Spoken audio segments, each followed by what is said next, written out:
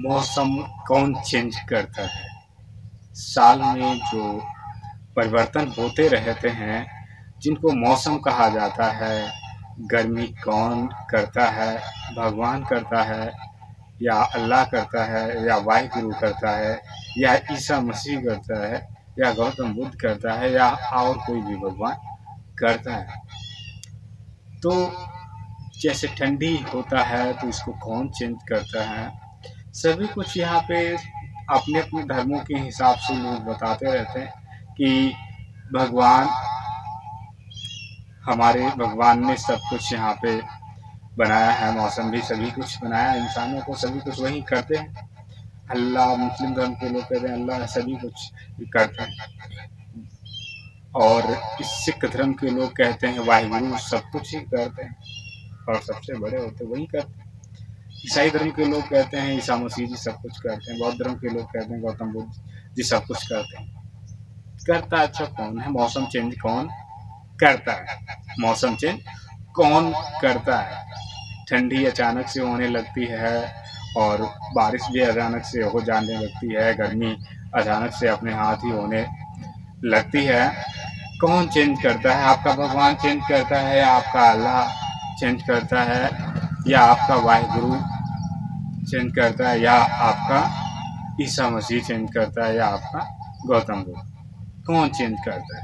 जानना चाह रहे हैं आप भी कि ये मौसम पे परिवर्तन कौन लाता है?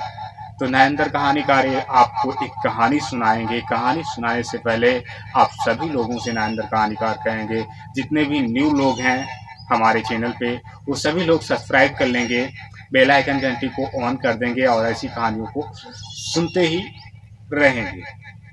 नरेंद्र कहानीकार को आशीर्वाद, कहानियों को सुन करके कमेंट में अपने आशीर्वाद जरूर देना हमें। तो प्यारे मित्रों, ये जो मौसम होते हैं, ये कहानी है पंजाब राज्य के लुधियाना शहर। लुधियाना में एक फैक्ट्री थी, तो उसमें काफ़ी बड़ी फैक्ट्री थी, कपड़े की फैक्ट्री थी, काफ़ी बड़ी फैक्ट्री थी। उसमें काफ़ी धर्मों के लोग, सभी लोग मान लो वही 3-4 हज़ार लोग काम किया करते थे और उसमें सभी धर्मों के लोग थे। एक बार ऐसा हुआ कि उसमें जो है कंपनी में कुछ गड़बड़ी हो गई और लाइट की दिक्कत हो गई। अब लाइट उनके कंपनी में मान लीजिए 20-25 दिन तक लाइट आ पाना असंभव था। ऐसे में लेबर जो थी उसको काम नहीं लगता था, तो कंपनी मालिक ने कहा कोई बात नहीं, आओ मैं दिहाड़ी दूंगा। तो वो सभी लोग आते थे, अपना अपना थोड़ा घना का जो काम होता था वो करते थे, सफाई सुथरा करते थे और सभी लोग बैठ जाते, आपस में ही बातें किया करते थे। तो एक दिन बैठे और आपस में बातें होने लग गई। तो हिंदू धर्म के इंसान भी वहाँ पे थे और मुस्लिम धर्म के थे और सिख धर्म के थे और ईसाई धर्म के थे, बौद्ध धर्म के थे। तो कहा ये सब कुछ किसने बनाया?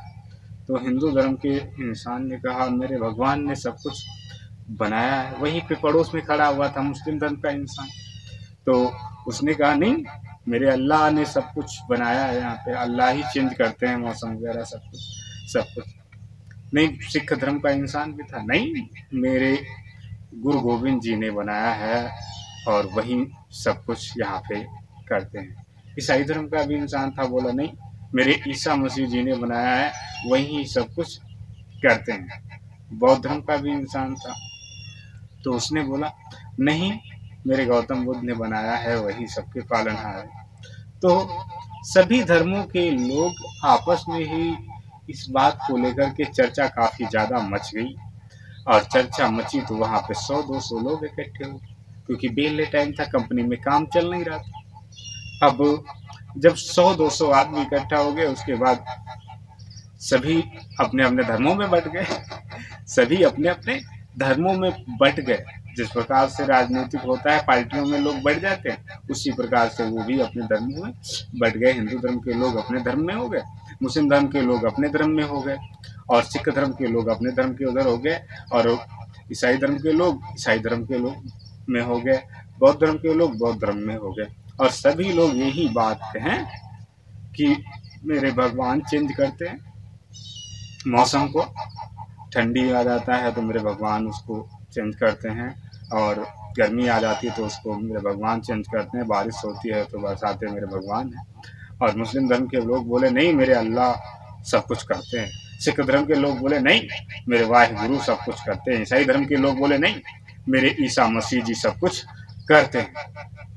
बौद्ध धर्म के बोले नहीं, मेरे गौतम बुद्ध जी का सब कुछ करते हैं।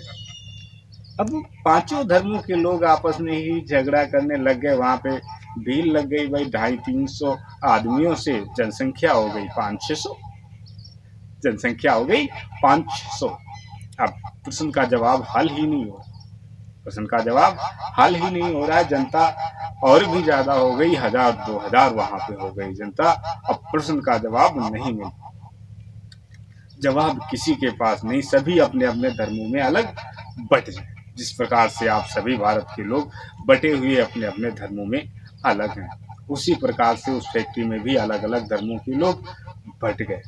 अलग अलग धर्मों के लोग बट गए। अब किसी को भी संभाल पाना मुश्किल था। ये प्रश्न इतना ज्यादा गूंज गया फैक्ट्री के अंदर, और फैक्ट्री के बाहर भी ये प्रश्न गूंजा कि सभी धर्मों के लोग कह रहे हैं कि मेरे भगवान ने बनाया है, और वो कह रहे हैं मेरे अल्लाह ने सब कुछ यहाँ पे चेंज करते हैं मौसम को, और वो कहते हैं कि मेरे वाहिगुरु मौसम को चेंज करते हैं, और वो कहते हैं मेरे ईसा मसीह जी चेंज करते हैं, वो कहते हैं मेरे गौतम बुद्ध जी चेंज करते हैं।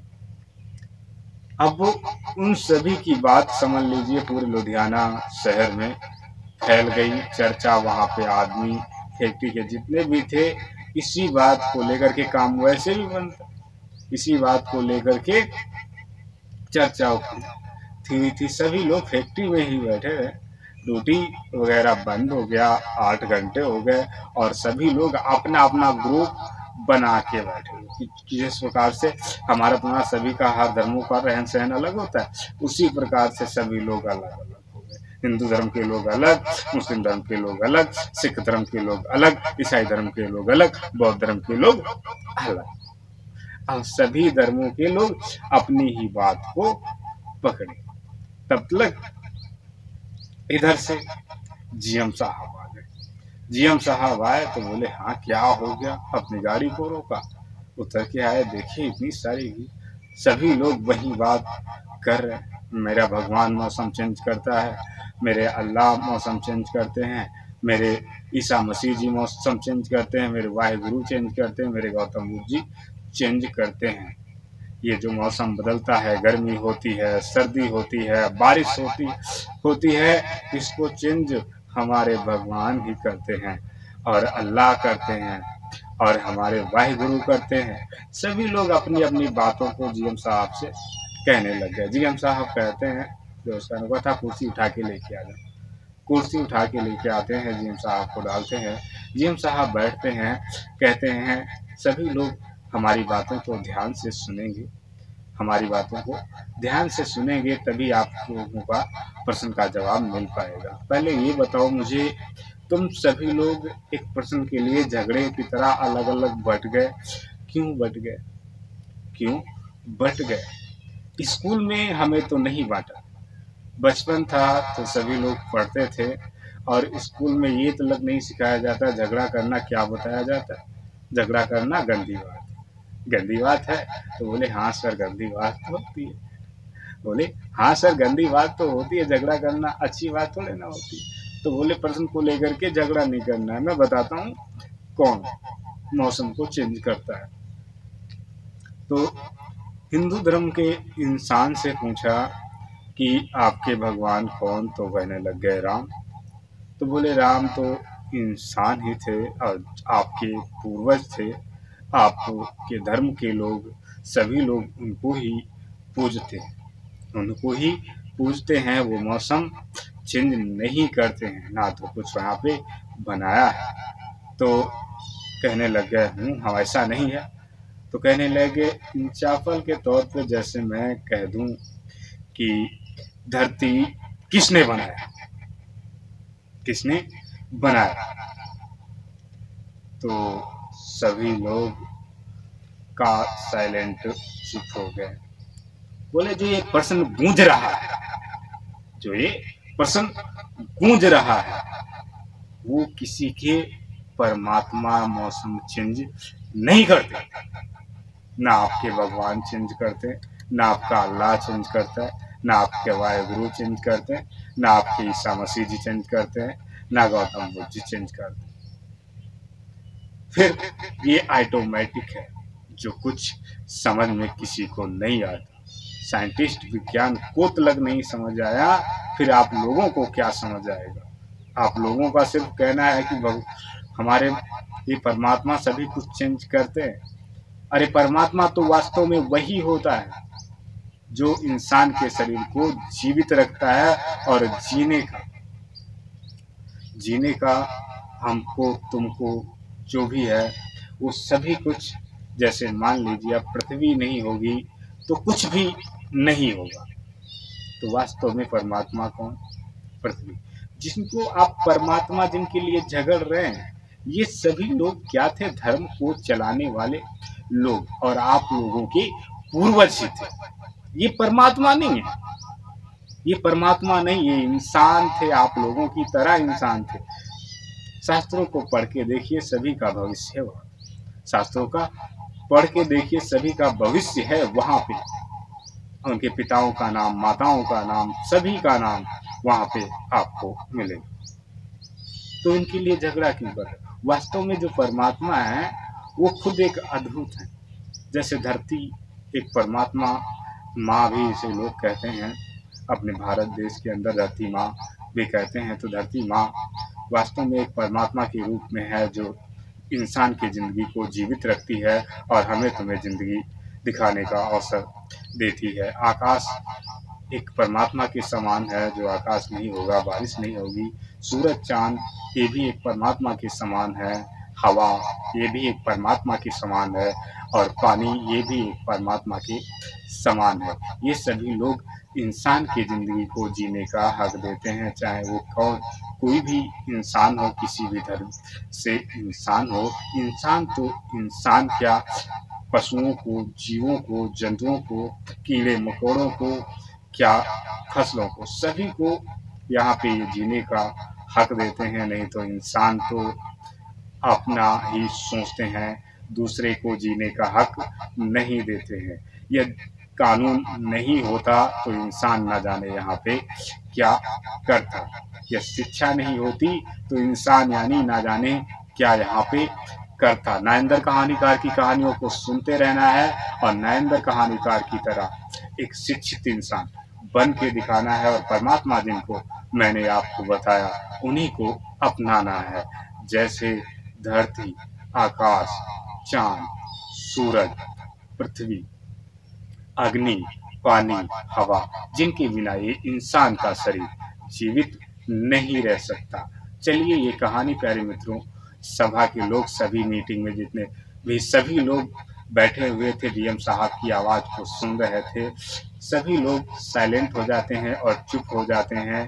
कहते हैं जो आदेश हमारे साहब जी, वही आदेश हम मानेंगे।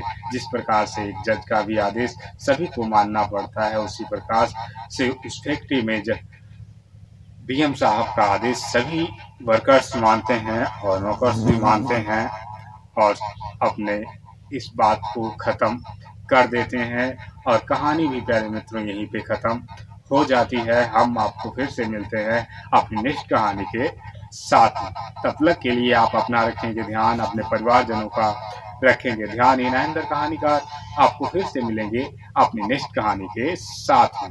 तब तक के लिए प्यारे मित्रों, आपको नरेंद्र कहानीकार का नमस्कार।